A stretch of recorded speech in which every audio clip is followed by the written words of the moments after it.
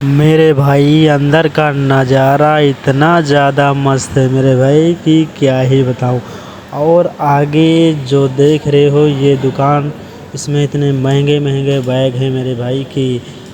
और यहाँ पर जो स्टेचू बना हुआ है और ये कपड़ा बिक रहा है, फिलहाल स्टेचू वही का है। और ये दूसरा वाला दुकान किस का रहा मेरे भाई, भी दिखाऊंगा।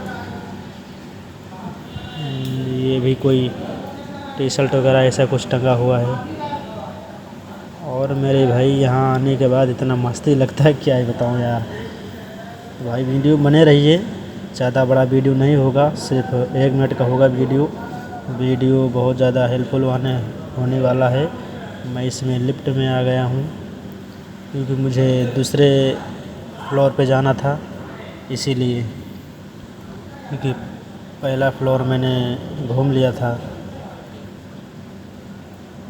मैं जस्ट अभी पहुंचने वाला हूँ नीचे। हाँ, मैं उतर गया मेरे भाई। और आगे का नज़ारा कुछ इस वो जो बाहरी गेट है वो गेट दिख रहा है।